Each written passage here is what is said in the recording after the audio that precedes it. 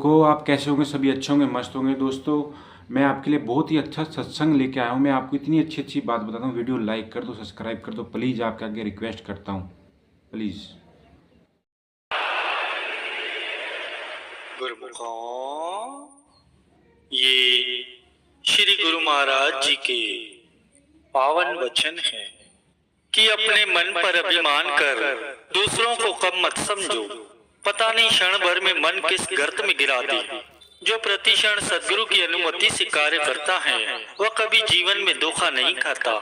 तुम सदगुरु के आदेश के सम्मुख और किसी की सम्मति को श्रेष्ठ मत समझो। सब पदार्थ हैं जड़ और उनका मालिक चैतन्य है। तुम पदार्थों को नहीं मालिक को अपना बनाओ तो सभी पदार्थ स्वयं ही तुम्हें प्राप्त होते जाएंगे। यदि मालिक की मौज पर चलोगे तो चाहे कितने भी कार्य कर लो उनमें कभी उलझोगे नहीं। तुम दूसरों को सुधारने की चिंता मत करो बल्कि अपने भीतर से बुराइयों को निकालने का प्रयत्न करो। तुम सदगुरु में पूर्ण विश्वास रखो तो सांसारिक जकोले तुम्हें प्रभावित नहीं कर सकेंगे। जब तुम शब्द में सुरती को लगाओगे तो तुम्हारा अनुभव खुल जाएगा और अंतर मन से ऐसी ऐसी बातें निकलेंगी जो बड़े बड़े विद्वानों को भी ज्ञात नहीं होती। तुम दूसरों के हिसाब किताब में अपना समय नष्ट करने से अच्छा अपने सदगुरु का ध्यान करो। यदि भक्ति पथ पर चलते हुए आप अभी दुख और सुख का अनुभव करते हैं तो इसका अर्थ ये है कि आपके अंदर से अभी आपा भाव का पूर्णतः निकास नहीं हुआ। जितना पुरुषार्थ तुम अपनी बात मनवाने के लिए करते हो उतना यदि दूसरों की बात मानने के लिए करो तो तुम्हारी बात कोई भी टाल न सके। तुम लाखों करोड़ों की पहचान करने की अपेक्षा स्वयं को पहचानने का प्रयत्न करो। सांसारिक प्रशंसा तो वायु की तरह उड़ जाती है, उसका पीछा मत करो। तुम तो अपनी संपूर्ण शक्ति मन को जीतने में लगाओ। जिसने मनुष्य जन्म प्राप्त कर मालिक की भक्ति की और सच्ची नम्रता ग्रहण कर उनका कृपा पात्र बना वह धन्य है। उसके माता पिता भी धन्य हैं और जो उसके विचारों के अनुसार चले वे भी धन्य हैं। यदि तुमने संसार की समस्त वस्तुएं मालिक के प्रेम हेतु त्याग दी हैं, तो समझो असत्य के बदले सत्य प्राप्त किया है। तुम भाग्यशाली हो। वास्तव में वही बुद्धिमान है जो मालिक की आज्ञा के सम्मुख अपनी चतुराई को त्याग देता है। जो सदगुरु की सेवा को त्याग कर लोगों को प्रसन्न करने का प्रयत्न करते हैं वे दही को छोड़कर पानी मथ रहे हैं। मालिक का प्रेमी सचमुच बड़ा है, तुम उसकी बात को मानो। अभिमान न करो। ऐसा न सोचो कि एक बार मुंह से जो बात निकल गई उससे फिर क्यों बदलूं। सत्य बात छोटा या बड़ा कोई भी कहे उसका सम्मान करो। कोई ऊंचा नीचा कुछ भी कहे तुम उसे अनसुनी कर दिया करो, क्योंकि गंदगी में लकड़ी फिराने से दुर्गंधी निकलती है। पवित्र शास्त्रों को पवित्र हृदय वाला ही समझ सकता है और उचित रूप में उसे समझा भी सकता है।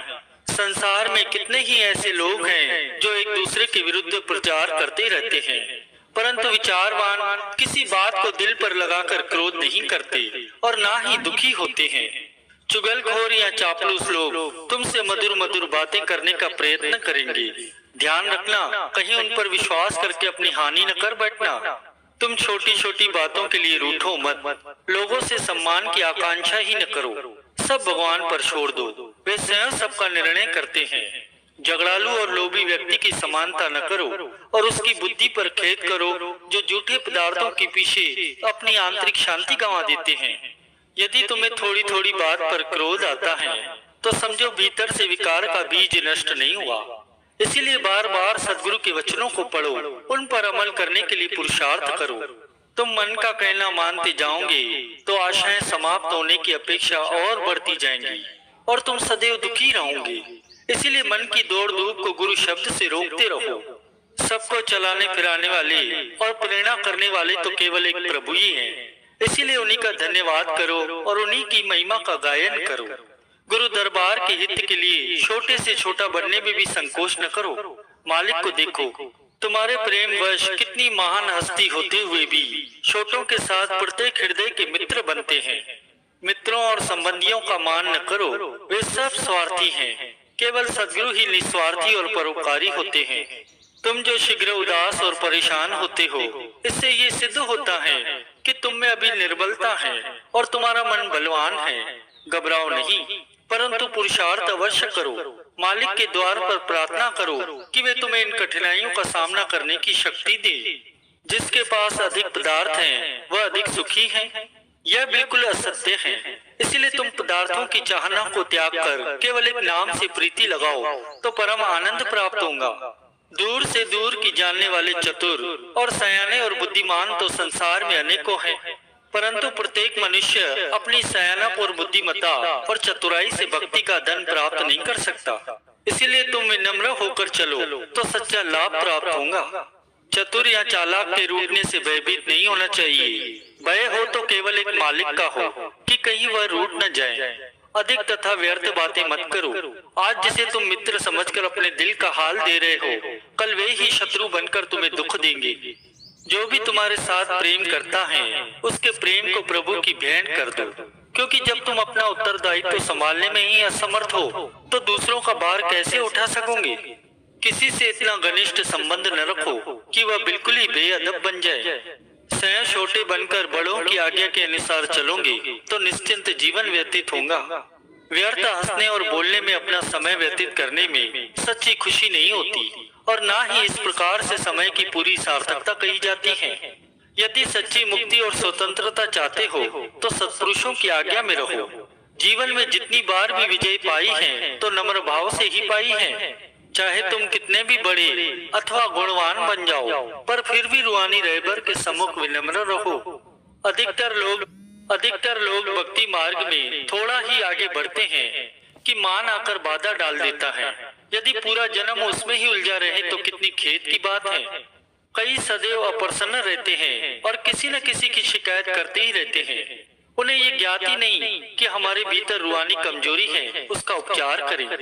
जो कुछ मैं करता हूँ वही ठीक है, ऐसा समझकर दूसरों के विचारों या सम्मति को सम्मान न देना गलती होती है। कई लोग तो इसीलिए अधिक बोलते हैं कि लोगों में वाहवाही हो और उन्हें ये ज्ञात हो कि हम भी कुछ जानते हैं, परंतु अपने भीतर नहीं झांकते कि इससे मन की चंचलता में कितनी वृद्धि हो रही है।